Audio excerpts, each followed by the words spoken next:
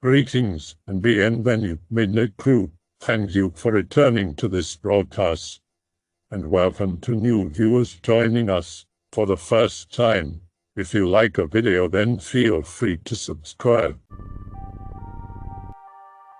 I had a very strange trail encounter with an invisible two-legged large thing while walking with my dog. Some of the trail sections have wooded areas alongside the walking paths, so most of the trail has woods on one side of the path and the park is on the other side of the trail. The wooded area is not very large. I would guess about 300 feet by half a mile, so I don't consider it a forest. I just call it the woods. I'm located in northeast Wisconsin near Sturgeon Bay. The wooded area of the park has 3 or 4 small creeks, and I think only one of the creeks has some water. Most of the trees are beautiful and normal tall trees, and some of the trees here and there look like they are dead. There are always people and kids going down there to ride bikes, hang out, and whatever else they do. One day around 4 p.m. I took my dog, Jazz, for our normal everyday walk. We had just gotten out of the car and began our walk. We were probably walking on the trail for about 5 minutes or so when I started feeling weird after a turn. No, not scared or afraid. I started to feel happy, and my little pain aches had disappeared. This was very strange because I remember saying to myself inside my head, not out loud. I said, "Wow, I feel good. I feel like a little kid. I feel brand new." It was only about 20 seconds of this young and joyful feeling when all of a sudden, something had let go of a large bush that it was holding on to. The thing sounded like it was intertwined in the bush, like holding on and trying to hide. At the same time as the noise in the bush, Jazz turned towards the bush and started going after it. I had Jazz on a leash and she was dragging me, almost taking me into the woods. I had to hold her back because I couldn't see what was making all that noise. It moved through another tall bush and started stepping heavy with loud thumps. I think it fell when it made it out of the bush area. The thing was only about 15 feet away from us on the other side of the bushes and sounded like 2 very large horses stomping on the ground. I could see the bushes and the grass moving, but I could not see anything. We moved back away from the trail a few feet, so I could see a clearing on the other side of the bushes to try to see this thing. I looked right where the sounds of steps were coming from and saw nothing. So I looked down at the ground and I could see where 2 feet were stepping on the tall grass. I remember I said to myself in my head, "No way, that is not an invisible monster."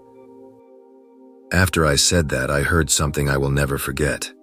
The thing started making loud T-Rex-like stomps. Then I said out loud, "That sounds like a T-Rex from the movies." I recall I could feel the stomps on the ground. Jazz and I were just looking into the woods at this sound. I could feel my eardrums shaking bad and both eardrums felt like busted speakers. In my head I said, "It's trying to blow my eardrums." The stomps lasted about 10 or 15 seconds. Then the sound stopped. It just turned off like a light switch. I have no idea if it jumped into something or if it vanished. It is strange because after all that I still felt happy with no worry or fear at all. Just very curious. I really wanted to see it. On the way home, I remember thinking that the other day I would have been afraid and ran away from it. I heard this thing 3 or 4 times in the following days, in another section of woods. I could hear someone heavy walking on leaves just inside the tree line about 30 feet away, in the woods alongside me and Jazz. I would hear it, and I would stop without turning to it, and it would take a step or 2, and it would stop. I turned around a few times to see nothing because it wasn't moving. I did this a few times to make sure. I would tell myself in my head, if a person stays on the trail, they have no permission to take you. I think one time, I heard his steps in the woods next to me. I said to myself in my head, I think it wants me to make a mistake and go into the woods towards it. After I thought that, I never heard it again. I am sure it can hear what I am thinking. Just a few weeks ago, I saw something very strange related to this thing. Jazz and I were walking in the same part of the trail only about 100 feet away from my first encounter where the bushes were. I stopped to look into the woods. I was standing still looking past the trees. The area was covered in a few inches of light green grass. I was looking kind of downhill at how the woods go down in and around the creek down there. I said to myself, "It looks beautiful, the trees, the color of greens and the sunlight and shadow. It looks like a postcard. Perfect." About 2 or 3 seconds after I thought that, while I was just looking down at this area of woods, I saw a big human-shaped blur moving between 2 trees about 80 feet away. I saw it for a split second. It was big, maybe 10 feet tall. Big head, big muscled shoulders, and I remember its big left leg. I remember his left knee and the big muscle above it. I could see the thick, shiny hair on the leg. Yes, this thing looked exactly like the predator from the movie when it was cloaked. It is very weird how my brain was able to capture this image. My memory surprised me. Its shoulders, its head, and the side of its back were reflecting the woods between him and me. It looked like a male, not a female. In my opinion, I think it took off running because I thought I was sensing that it was in the area, but I had no idea it was there. I think it knows Jazz is around, but it can't pick up his scent if he hides a little farther away from the trail. I am very cautious when we go walking near the woods now. I also tell people where I am going. I have no idea why this thing got so close to me or what its intentions were, and I also don't know why it ran away from me those times. Was there something or someone behind me that startled it? These occurrences were a very incredible time of my life. It changed me in a good way. I often think, I don't know, but maybe that's why dogs are on this planet, to help us and pick up on these invisible things when they get too close. Always be happy and do the things you love doing in your life. Have no worries and certainly no fear. I hope my story helps people to be alert and careful out there in this world. One night when I was driving to my friend's home, we took a shortcut to his place, and we drove past a faceless kid who looked to be in his late teens or early 20s according to what he was wearing. He was normal human size. He had a black hoodie on and looked right at us as he walked under the streetlight as we drove by. He looked almost like G.I. Joe's Cobra Commander's face, but a darker gray. We were spooked and talked about him the rest of the night in disbelief. That happened while I was in my early 30s. At my mom's house, since I could remember when we had just moved in, sometime in the late 1980s. I don't see them very often, but 3 mischievous grayish-green beings are smaller, about 3 feet tall or so, and really skinny, so thin that you can see their spinal column and a small stubby-like tail. They too are faceless, and they love to play tricks on whoever might be in the house. You know when you leave something in one spot and the next minute it's gone, then it miraculously reappears in that same spot you left it. It's these guys who love to take and hide people's belongings. As a kid, they would snatch things from my hands and run away so I would chase them. They never meant any harm. They just loved to mess with whatever they felt would be funny to them. One night I was around 35 or so. I'm 44 now. I was sitting in the living room watching TV, and to my left, someone sat down 3 feet away from me as I heard the leather and saw an indentation. Then to my right, one of the dining table chairs moved a good 6 inches, and I felt someone almost hovering over me, and then something touched my neck. So I knew it was them trying to prank me, so I thought I'd trick them this time. I got up and said out loud, "I need to take a piss," and headed towards the hallway as the restroom is the second door on the right. There's a dividing wall between the hall and the kitchen, and once I just stepped past the beginning of the wall, I reversed back and swung over to the kitchen side, and there it was. It was crouched over, waiting for me to pass by. It heard me fake it out, looked right back at me, was surprised I saw it, and disappeared right away when it realized I had tricked it. I think they are interdimensional beings that most likely are not from here, possibly a certain type of gray alien, but with a shield-like cover on its facial features. I ended up sketching it as I saw it before it disappeared. Here is what I saw that night, as detailed as I could remember him. This occurred about 9 years ago. I still remember this freak encounter like it was yesterday, though. I lived in a 2-story house. I slept on the second floor along with my parents and 2 sisters. I had my own room and had dozed off around bedtime like any normal night. I was lying facing towards my open bedroom door. The bathroom light was still on, so it shone in the hallways some, and in my room just a tad. I was almost asleep when something woke me up suddenly. I'll never forget how my eyes shot open, so quickly and suddenly. My body sensed something. It was right. Standing straight up, looking at me, directly beside my bed was a translucent humanoid. At the time I described this being as looking like heat waves or even water. My heart rate shot up and I was scared to my core. I was so scared I just lay there and stared at it in complete shock. I was wide awake. My heart was pounding. I shoot up out of my bed, halfway expecting the being to just poof away. But no. I stand up and we are face to face. I have no way of explaining how I know we were face to face. It did not have a face, but just like how I knew it was looking at me. I knew we were face to face. It had to be around 5'11", 6'0", because that was about my height at the time. It didn't move at all other than the waves in its body. It looked almost exactly like the predator when it was invisible. I stood there nose to nose with it for a couple seconds. It felt like forever. I know I wasn't just sleepy seeing things. My body was in a mode of fear I hadn't really felt ever. My blood was rushing and my eyes were wide. I'll never forget that image of it. I darted out of my room, scared to my core. I look in my sister's room. I look in my parents' room. Everyone else is sound asleep.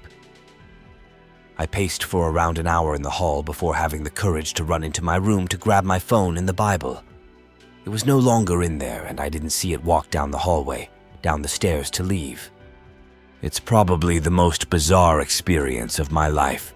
I haven't seen or felt anything like it since. I would like to say, though, looking back on it, I don't believe it was there to hurt me. It could have if it wanted to. I also wonder about it because most of these encounters have happened in the woods, but mine happened on a second level in a house. I wish there were answers. I was around 14 or 15 years old in 1997 or 8.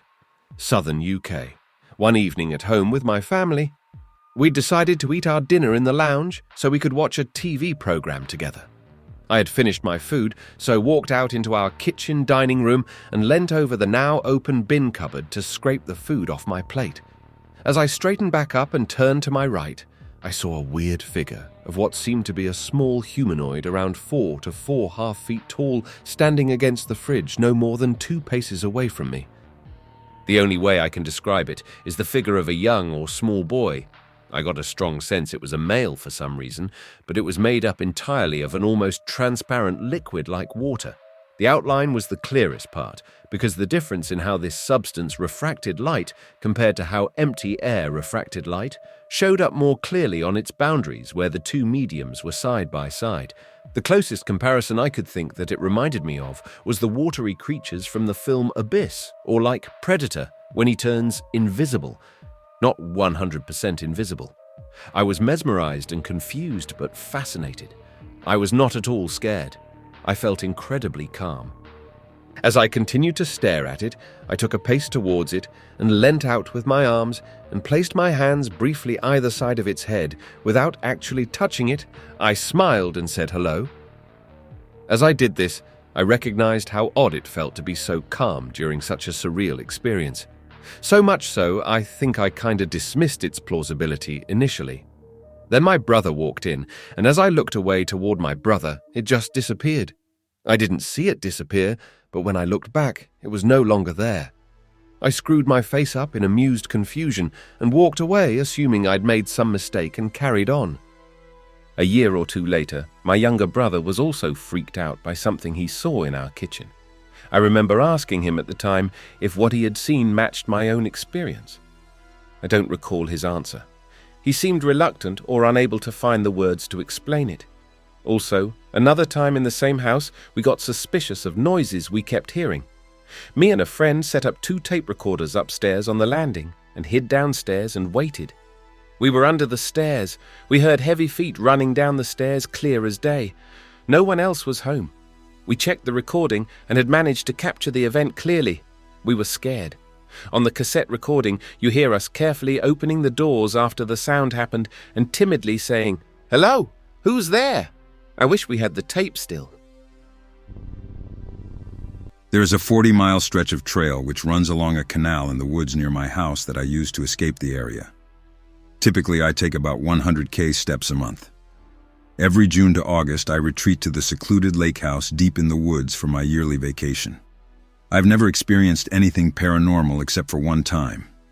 It wasn't dark, and of all things, it wasn't in the woods. I didn't see glowing eyes or something crouching behind the leaves of some trees. No. I was in high school and was walking home to have lunch. In our school, you could either take 2 years of chemistry and physics or participate at a vocational training one town over.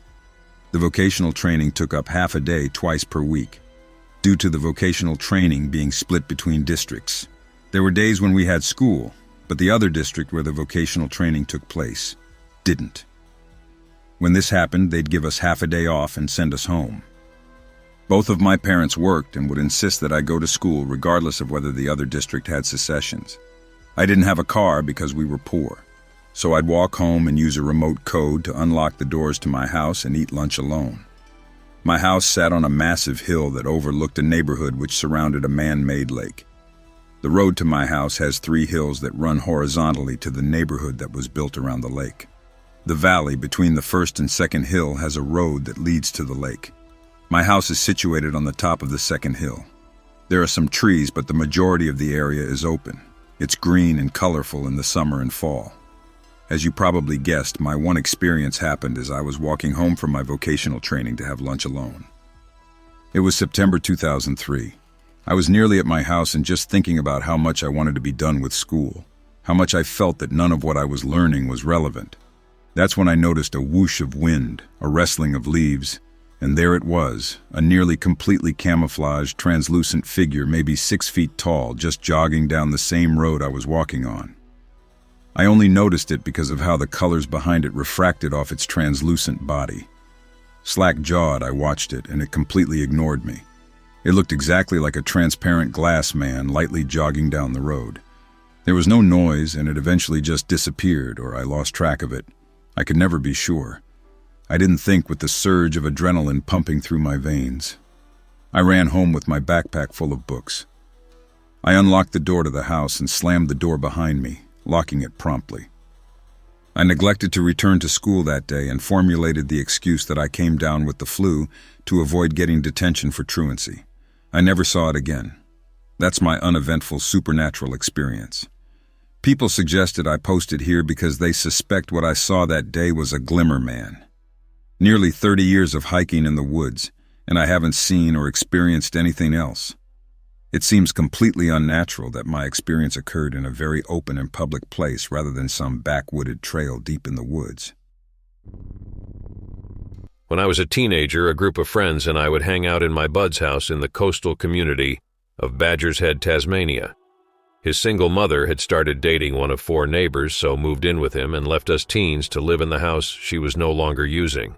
We'd surf every day and maybe do some wood cutting for beer money and spend the evenings just chilling. We'd maybe broken an axe, can't remember why it was so short, but we decided it would be fun to practice throwing it at a nearby pine tree. After a while, we all settled down on the pine needles in front of the house to hang out. It was about 10 p.m. In this small community, there was a single streetlight in an otherwise pitch-black bush setting, so this lamp shone down on the coarse gravel road in a conical beam. As I watched moths fly in and out of the beam, I noticed a tall figure standing just inside the light. It looked like a featureless humanoid that was transparent, like the maximum decay of a floating soap bubble, just before it pops, thin, barely perceptible.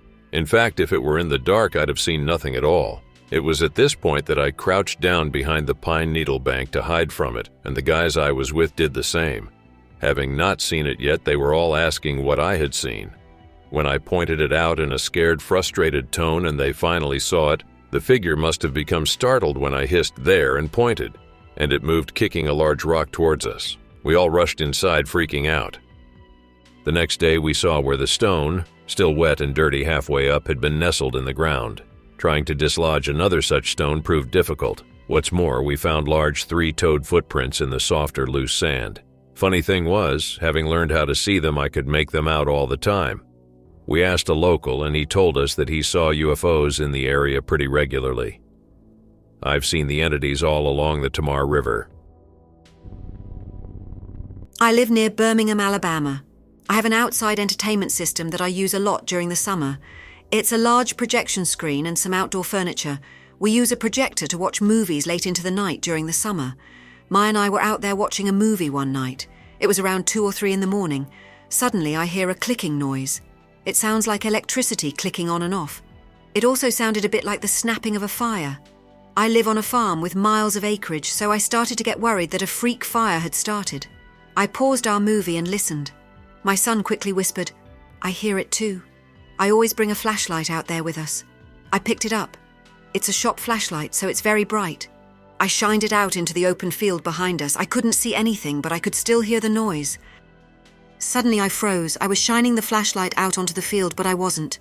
Like the beam of light stopped maybe 10 feet away from me. It was like the light was reflecting back at me, like it had hit something I couldn't see.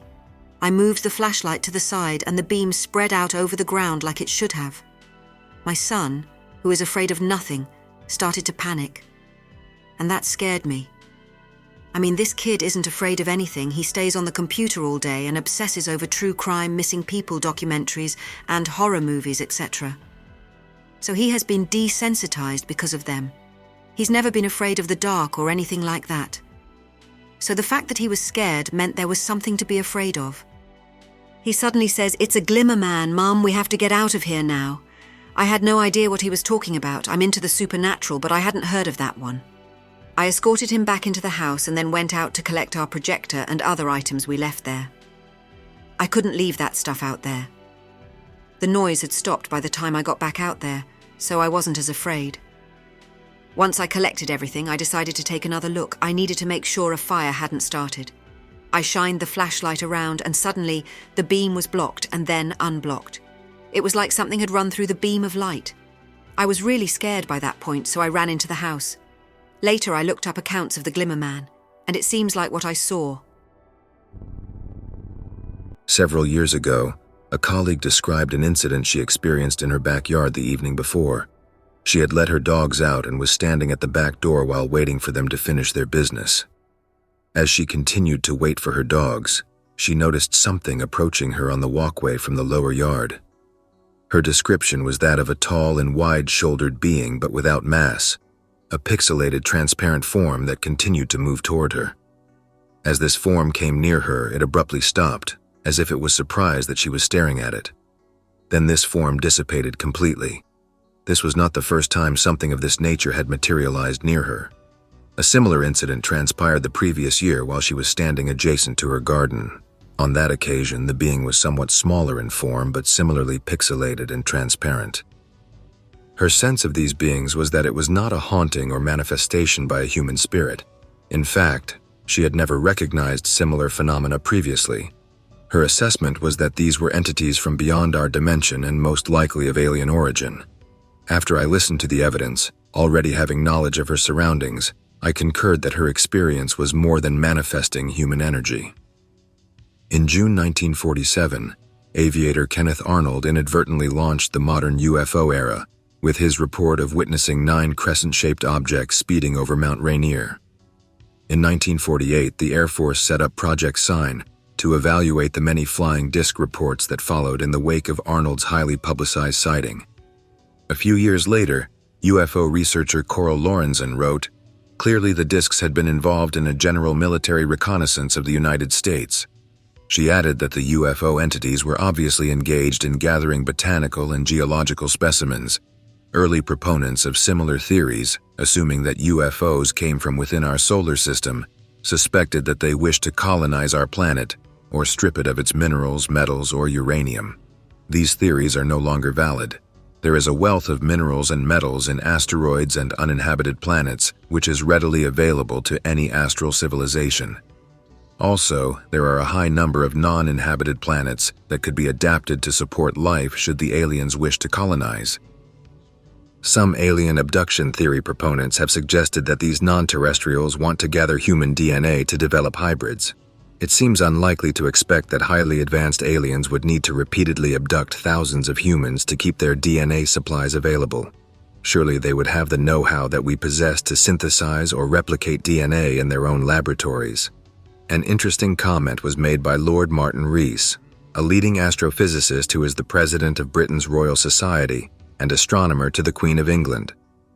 Rees, who hosted the National Science Academy's first conference on the possibility of alien life in February 2010, said he believes the existence of extraterrestrial life may be beyond human understanding. They could be staring us in the face and we just don't recognize them. The problem is that we're looking for something very much like us, assuming that they at least have something like the same mathematics and technology. I suspect there could be life and intelligence out there in forms we can't conceive. Just as a chimpanzee can't understand quantum theory, it could be there as aspects of reality that are beyond the capacity of our brains. Is it possible that these extraterrestrial entities are all around us, and for the most part, undetectable? Computational biologists and bioengineers are attempting to find the cure for chronic diseases like cancer, diabetes, and others. What has perplexed some bioengineers and medical experts is the presence of strange molecular entities within the intracellular structures of an organism. The biological entities are not bacteria, viruses, or any visible entities. They are invisible. They are impossible to detect without the help of computational modeling and computer-assisted search and locate algorithms. The premise is that invisible extraterrestrial biological entities all around us are penetrating our bodies and reside within intracellular spaces. They can then attack as they wish to colonize human or animal bodies. That is the reason why targeted drug delivery mechanisms are failing, no matter what the biophysicists are doing. It was found that through computational modeling, the source of cancer is not the cancer cell only, but also invisible entities within intracellular spaces. Do these invisible extraterrestrial entities exist in higher dimensions and manifest under certain conditions? Are these beings entering our world by flying craft or through portals? Or have they been here with us all along? Also, the lack of tangible evidence to prove the existence of several cryptids may be due to a theory that has been gaining popularity over recent years, namely, that these beings are ultra-terrestrial and multidimensional. This is a paradox that may become clearer shortly. I saw the outline of a man emerge from the woods and stop and stare at me from across a creek. It was invisible except for an outline that traced its shape. I tossed a rock at it and it went right through it. Panic set in and I ran back to the camp. I never thought that it was a ghost until years later as I looked back on the incident. At the time, ghosts were associated with scary places like a cemetery or old house at night. But this took place on a bright sunny day in the woods by a creek where moments before I was playing with the other boys from the camp, so there was no fear of the place. Eventually I realized that my experience was similar to what people described as ghost sightings. In my opinion, I think that what happens is that our sensors pick up information in the environment that we normally don't detect. And when that info gets sent to the brain doesn't know how to interpret it and does the best that it can, and that's how our consciousness experiences the info. In some cases, people see shadows or misty figures or translucent figures. In my case, I saw the outline of an invisible man. I honestly don't know what the fuck they are, but I know what I saw. And after that incident, I knew that not everyone was crazy or lying about their sightings as it happened to me. I hope that you enjoyed tonight's broadcast. If you enjoyed tonight's story, then please subscribe to the channel as more Greentext will appear daily. A new broadcast will appear when the clock strikes midnight Central Time.